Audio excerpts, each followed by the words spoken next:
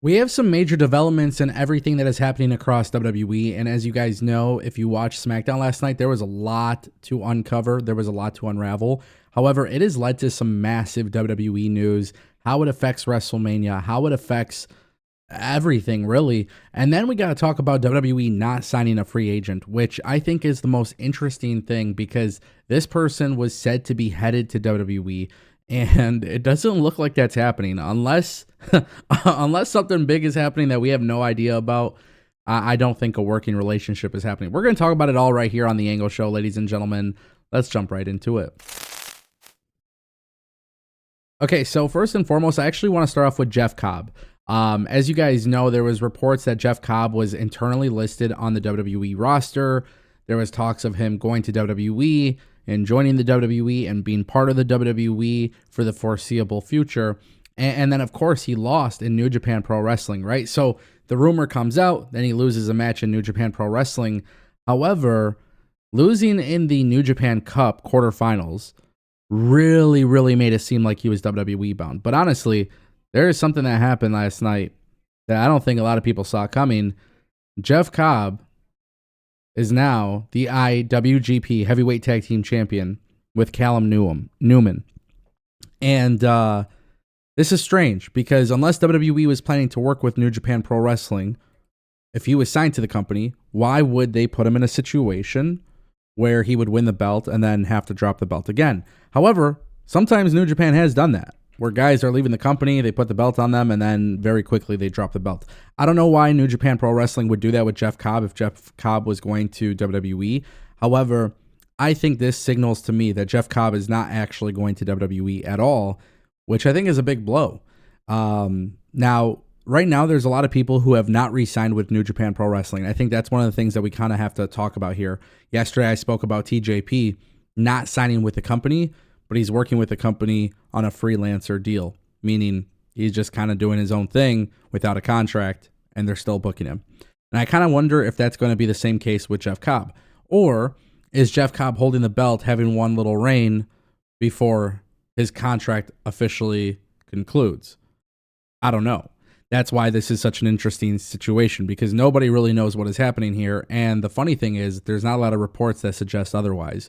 So if you look at this booking decision to have him win the belt, it kind of seems like, hey, he's sticking around. But there is technically still a chance that he could be leaving.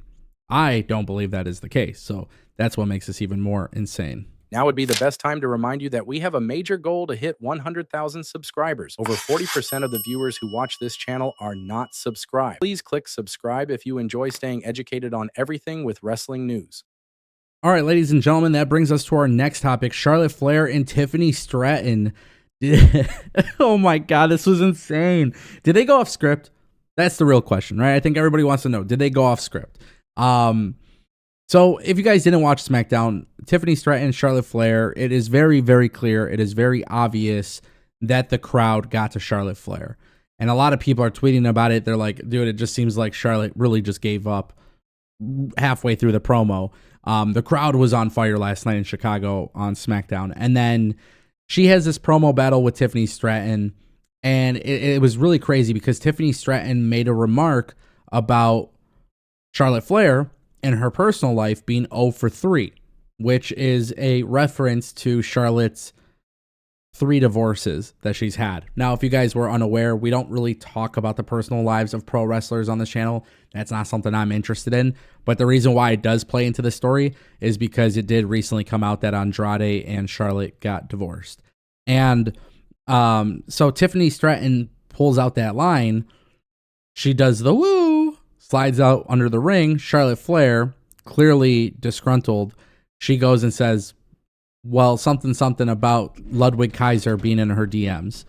And then the music hits. And it was just a really weird segment. But it did a couple things. I'll tell you guys, I'll be honest with you. It did a couple things. But the internal reaction to this was that it was very weird. WrestleVotes previously reported that basically what they were saying in their promo was very little. And they did, in fact, go off the script. Other people have come out with reports suggesting that this was planned. The internal reaction from WWE superstars and staff behind the scenes was that they did, in fact, go off the script. Now, WWE has immediately edited that portion of the promo out. So WWE completely took it out from like social media posts and everything like that.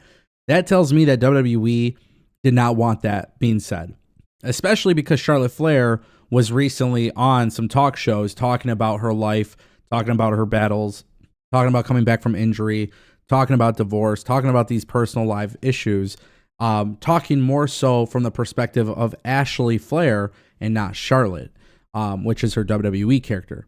So this led to a very, very big blowout on social media. Here's what I will say. This match was something I was not interested in before yesterday. Planned or not, I am very interested in this match at WrestleMania. I am confused, though. Tiffany Stratton is technically supposed to be the babyface. The move that she pulled was very much like a heel, and Charlotte is the one who should probably be getting sympathy here. So very, very strange, but it looks like they did go off script, and maybe that's just going to make things a lot better. I really don't know, but we'll see. And that brings us to our final and most incredibly big update with Kevin Owens. A lot of people think this is a work. I don't know why people are leaving comments on the video saying it's a work. I don't know why people are tweeting about it being a work. It is not a work. Kevin Owens showed up on SmackDown and he revealed that he needs neck surgery. This led to Randy Orton being told that he's not going to be competing at WrestleMania, and he hit Nick Aldis with an RKO.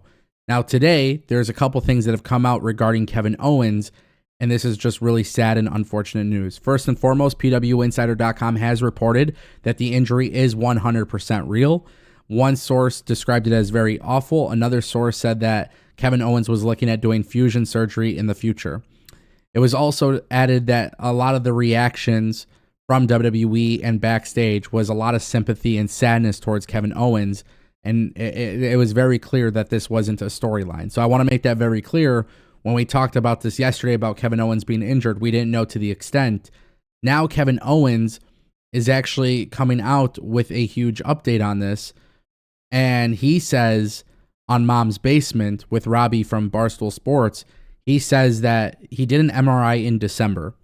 And when he did an MRI in December, the doctors basically came to him and like, hey, like your knees aren't great. You have stenosis, but like every single person does this. Every single person has this. You know, a lot of people have this. It's very common, especially being a wrestler. You're good. You know, and WWE took it to the doctors, and the doctors all came together and they're like, okay, you're fine. Then Kevin Owens said that in January he had a match, and there was a couple moments where things bothered him. They went to go do the MRI, and they revealed that he has some serious neck issues. We don't know the situation for Kevin Owens. We don't know what the extent is of this. You know, we don't know if this is career ending. We don't know that, but this is clearly very serious. And you could tell even with Randy Orton paying respects to Kevin Owens last night on SmackDown, this is one of those things where we might not see Kevin Owens again. And that is very sad and very unfortunate. And it's 2 weeks before WrestleMania. They have to pivot. This is one of the matches I was most excited about.